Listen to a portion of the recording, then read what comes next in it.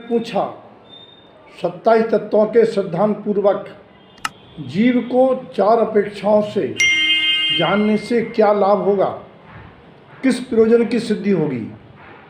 देखिए, अगर तत्वों के सिद्धांत पूर्वक 7 तत्वों के सिद्धांत से जीव तत्व को पहचान लिया तो पहला लाभ होगा दृष्टि की निर्मलता, क्योंकि जब प्रत्येक को स्वभाव से जानेंगे, त्रिकालीन स्वभाव से जानेंगे, तो प्रतिपल संयोग के स्वभाव और अपना स्वभाव अलग अलग निर्णय में रहेगा, तो वह दृष्टि निर्मल होगी। भयों का उन्मूलन दूसरा बिंदु है। जब जीव को तत्व से जाना कि जीव मरता नहीं है, तो मरने के भय बिला जाएंगे, और जब मरने के भाव का भाव होगा तो अभक्त सेवन आदि और उनके निमित्त से होने वाला परग्रह आदि पाप भी कम होगा। तीसरा, जब तत्व को जानेंगे, जीव तत्व को, तो सुख केवल जीव तत्व में पाया जाता है और किसी में सुख नहीं है, तो सुख की भ्रांति मिटेगी, और जब भ्रांति मिटेगी तो पर में सुख की अभिलाषा, जन्म, तृष्णाएँ, आशाएँ, लोभ आदि कसाय बंद होंगी, ये अलब्धियाँ मिटेंगी। आसक्ति का अभाव होगा। तत्व दृष्टि होने पर शरीर पर आसक्ति नहीं रहती। श्रृंगार, शरीर श्रृंगार, पोषण आदि के निमित्त से होने वाली जो विकारी चर्या है, मिथ्याचारित्व है, वो बिला जाएगा और मूलाचार का पालन होने लगेगा। और संबर निर्जरा को आदरणीय मानेगा। आश्रव बंधकारक भावों को हे दृष्टि देखेगा कि ये परिणति व्यावहारिक है और नुकसानदायक है, और स्वयं को परमात्मा के समान, सिद्ध के समान तत्रूप देखेगा। तत्रूपति आदि ध्यान में लीनता और तत्व दशा की प्रगटता की भावना बलवती होगी। पदार्थों के ज्ञान से क्या होगा? जीव पदार्थ के ज्ञान से, प्रति समय पदार्थों के ज्ञान से। ज्ञान का विषय इसलिए है कि हेगे उपादेयता प्रति समय चलेगी। आश्रव, बंद पदार्थ और उनके जो प्रत्यय हैं, त्रियोग, त्रियोग की कुटिलता मिटेगी, योग गुप्ति की भावना जगेगी और कषाय की मंदता होगी। संबर निर्जरा के साधनभूत कारणों का ज्ञान होगा, और जीव संबर रूप जो भी कारण त्रिगुप्ति आदि हैं, निर्जरा के लिए तप आदि हैं, तो ये 12 भावना, तप आदि धर्म समितियाँ, इनका पालन होने लगेगा।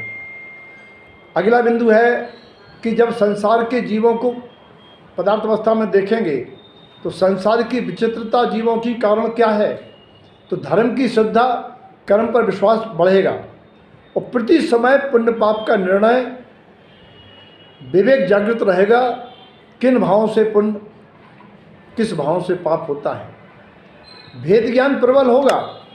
जब अजीब पदार्थ जीव पदार्थ को जानेंगे तो भेद ज्ञान प्रबल होगा। विच्छुतियों का ज्ञान होगा कि कैसे कैसे विच्छुतियाँ, बंद विच्छुति होती है, उदय विच्छुति होती है, शब्द विच्छुति होती है। तो विच्छुतियों के ज्ञान से विच्छुतियों योग्य परिणाम आएंगे, परिणतियाँ बनेंगी।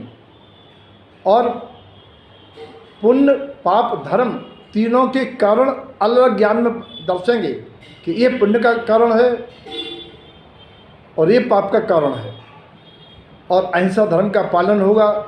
जब सभी जीवों की जीव समाज से देखेंगे तो पहचानेंगे इन पर्यायों में मैं भी रह चुका हूँ। उनके प्रति यथायोग मैत्री, करुणा, माध्यस्थ और प्रमोद भावना जागृत होगी। अब द्रव्यों संबंधी जानकारी, जीव द्रव्य को जानने से क्या फायदा होगा? सबसे पहली बात द्रव्य दृष्टि होगी, पर्याय दृष्टि हटेगी। और परमन को जब जानेंगे तो बस स्वरूप भी पक्का होगा, तत्व निर्णय भी दृढ़ होगा कि ये परमन त्रिकालवर्ती चल रहा है, 5 समाज से पूरा होता है, हमारे करने से कुछ नहीं होता। अहंकार मिटेगा, दीनता मिटेगी, निदान आदि के बंध के कारण मिटेंगे।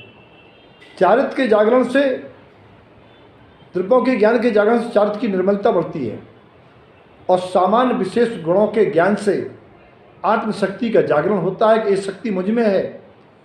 अगर लघुत से मेरे गुण कहीं चले नहीं गए, जो परमात्मा ने व्यक्त किए हैं वे सारे गुण मुझ में हैं, ऐसा पुरुषार्थ जागृत होता है। और असमान जाति द्रव्यों के संयोग में जीव द्रव्य अन्य द्रव्यों से भाषित होता है। मुख्य बात परस्परोग्रो जीवनाम का सूत्र है, जो जैन सिद्धांत का दर्शन का मूल है, जैन धर्म के मोनोग्राम में है। वो धारणा बहुत दृढ़ होती है कि संसार में सबका एक दूसरे से नैमित्तिक व्यवस्था है और सभी द्रव्य मेरे उपकारी हैं। धर्म द्रव्य नहीं होता तो रोटी पेट में नहीं जाती, अधर्म द्रव्य नहीं होता, धर्मास्तिकाय नहीं होती तो रोटी पेट में स्थिर नहीं होती, हाथ में नहीं आती, ठहरती नहीं। हम भी धरती में नहीं ठहरते, चक्रघनी बने रहते। पर्याय दृष्टि के अभाव से परमात्मा स्वभावी अनुभव करके वीतरागता का पथ प्रशस्त होता है और अस्तिकाओं के ज्ञान से, जीवास्तिका को जानने से व्यवहार अस्तिकाय, जो हम जेल की तरह शरीर प्रमाण शरीर के प्रदेशों पर अवस्थित हैं, इस जेल से कैसे मुक्ति मिले, तब की भावना का पुरुषार्थ जगता है, इच्छाओं का निरोध होता है, जीवन संयमित होता है, दुर्गत से बचने का मार्ग बनता है, ध्यान की सिद्धि होती है, पिंडस्थ ध्यान आदि में एकाग्रता होती है, जब अपने प्रदेशों को पुद्गल के प्रदेशों से भिन्न अनुभव करते हैं। सातों समुद्र घात के ज्ञान से अपने चेतना के प्रदेश मूल शरीर को छोड़े बगैर जो निकल के कसाय आदि वेदना आदि होती है वो नियंत्रित होगी। और तत्वों के सिद्धांत का समुच्चयवाद कहें तो तत्व संबंधी अनादिकाल से चली आ रही भूल मिटती है और व्यवहार सम्यक दर्शन की प्राप्ति होती है, जो मोक्ष में साधन है, निमित्तभूत है। तत्व श्रद्धान होता है, भाव भ्रमण की व्याधि आदि अनेकों समस्याओं का समाधान होता है।